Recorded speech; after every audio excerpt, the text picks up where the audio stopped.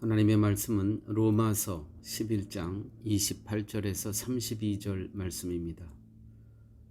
복음으로 하면 저희가 너희를 인하여 원수된 자요, 택하심으로 하면 조상들을 인하여 사랑을 입은 자라.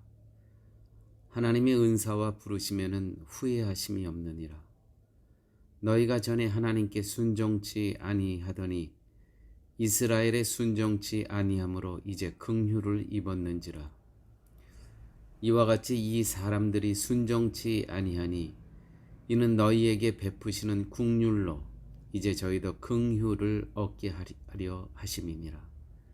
하나님이 모든 사람을 순종치 아니하는 가운데 가두어 두심은 모든 사람에게 긍휼을 베풀려 하심이로다. 아멘.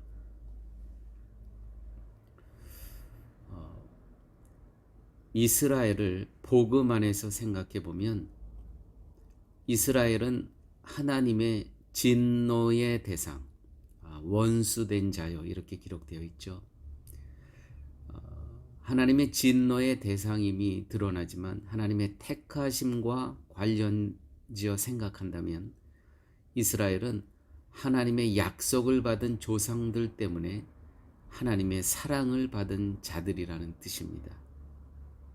다시 말씀드려서 이스라엘은 하나님 앞에서 원수된 자인 동시에 사랑을 입은 자라는 겁니다. 두 가지의 대상입니다. 하나님 앞에서 이스라엘은 원수된 자요, 또한 사랑을 입은 자라는 것이죠. 사랑을 입었다는 것은 누구 때문에? 조상들과의 약속 때문에 그 약속을, 언약을 지키시기 위해서 이스라엘은 하나님의 사랑을 입은 자들이고, 그들이 하나님 앞에서 원수된 관계임은 바로 이방인들을 구원코자, 다시 말해서 그들이 하나님 보시기에 꺾여 놓을 수밖에 없는 불순종으로 인해서 그래서 그 꺾여진 가지에 우리가 접붙임을 받았다는 것이죠. 그러므로 그들이 하나님과 원수된 것은 우리 이방인들을 위하며, 그들이 하나님께서 사랑을 할 수밖에 없는 이유는 그들의 조상과 하나님께서 맺은 언약, 약속 때문이라는 것, 우리가 기억하셔야 됩니다. 결국 원수된 이스라엘을 향한 사랑은 이스라엘이 무언가 선한 일을 했기 때문이 아니라 하나님의 약속 때문이라는 것입니다. 성도에게 이 약속은 매우 소중합니다. 우리는 이 땅에 사는 가운데서도요, 우리는 정말 신실해야 돼요. 우리가 비즈니스를 하건 또 사람과의 관계 속에서, 특별히 이민자로 살아가면서 현지인들과 우리는 이 약속의 관계를 잘 지켜야 됩니다. 왜요? 약속의 자녀이기 때문에 그렇습니다. 그들이 하나님으로부터 사랑받는다는 것은 조상들과 하나님께서 맺은 약속 때문에, 언약 때문에 그들은 사랑을 받습니다. 이건 참 신비로운 겁니다. 원수된 자가 약속으로 인해서 사랑을 입게 된 것, 이것이 복음입니다. 교회란 무엇입니까? 진정한 교회란 자신들이 하나님을 대적했던 진노의 자녀임을 인정하는 것으로 교회는 시작됩니다. 그거는 예배 드릴 때마다, 그래서 우리가 꼭 모든 예배 때마다 회개의 시간이 있는 겁니다. 한 주간의 삶을 돌아보면서. 왜요? 우리는 하나님과의 원수된 그러한 존재였다는 거 늘 기억하셔야 됩니다. 그것이 겸손입니다. 그것이 성도의 모습입니다. 자신이 하나님께 원수임을 알 때 그럼에도 불구하고 포기하시지 않는 그 사랑에 대해서 우리는 오직 감사할 뿐이라는 것이죠. 아, 이스라엘과 하나님의 관계는 애증의 관계입니다. 애증, 사랑하고 증오하고. 이스라엘과 성도의 관계가 또한 그렇습니다. 이스라엘과 성도의 관계는 이스라엘로 인해서 우리가 접붙임을 받고 그리스도라는 뿌리를 통한 그 원액의 진액을 받고 우리가 오늘을 살아가기 때문에 비록 그들은 지금 하나님과 원수된 자이지만 우리들은 그들이 꺾여진 가지에 우리가 접붙임을 받은 존재이기에 그들과 우리는 또한 애증의 관계입니다. 하나님 앞에서 그들은 원수된 자이지만 현재는 그러나 그들을 통해서 우리가 복음의 자녀가 되어 있기 때문에 애증의 관계란 그럼에도 불구하고 그들을 위해서 우리가 기도해야 된다는 것입니다. 유대인들을 위해서. 어제도 말씀드렸지만 현지인 교회를 보게 되면 이스라엘 국기와 파라과이 국기가 걸려있는 교회가 참 많습니다. 파라과이에는.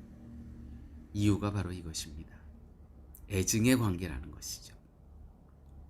혹시 우리의 삶 속에 내가 그토록 증오하는 사람을 우리가 그 사람을 위해서 우리가 기도한 적이 있으십니까?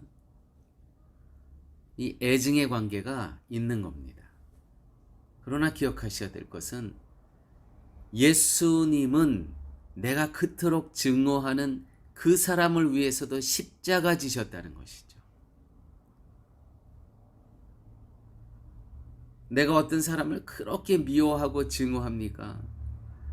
그런데 복음 안에서 보면 그 사람을 위해서도 예수님께서는 십자가를 지셨다는 것이죠.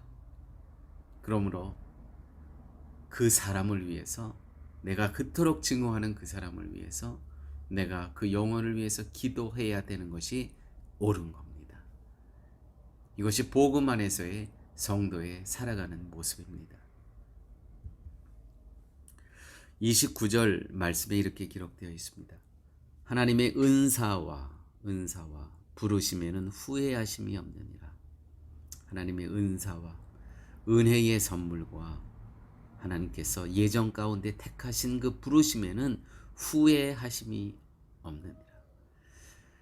스페니시는 에스파뇰은 이렇게 기록되어 있습니다.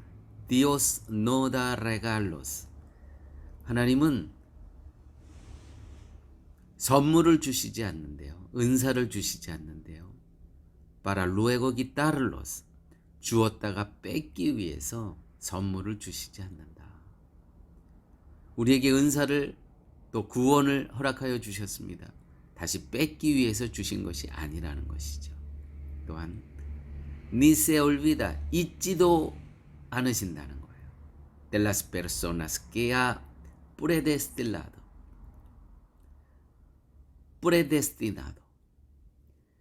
예정 가운데 택한 자들을 결코 잊지도 않으신대요. 맞습니다. 이 예정론입니다. 하나님의 은사와 부르심에는 후회하심이 없느니라. 하나님 스스로의 약속으로 인해서 예정 가운데 작정된 택한 자녀들이 있거든요.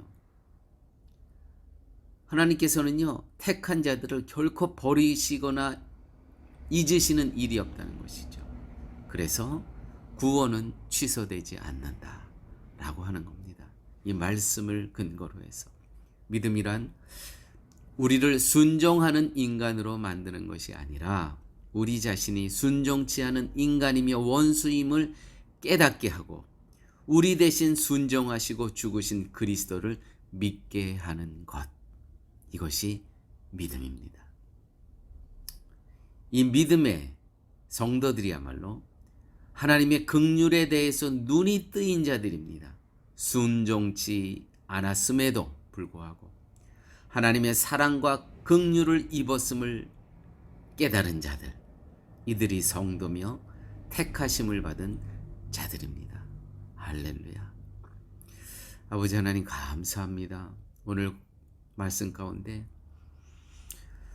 이스라엘과 하나님의 관계가 애증의 관계인 것처럼 우리와 이스라엘도 애증의 관계고, 또한 우리가 삶 가운데 인간의 관계 속에서 애증의 관계들이 있지만은 그럼에도 불구하고 하나님께서 이스라엘 백성들을 조상들과 약속한 그 언약 때문에 사랑할 수밖에 없는 존재인 것처럼 우리도 복음 안에서 비록 내가 미워하고 증오하지만 그들을 위해서 기도하며 살아갈 수 있는 복음의 자녀들로 하나님 인도하여 주옵소서. 모든 말씀 예수님 이름으로 기도드렸습니다. 아멘.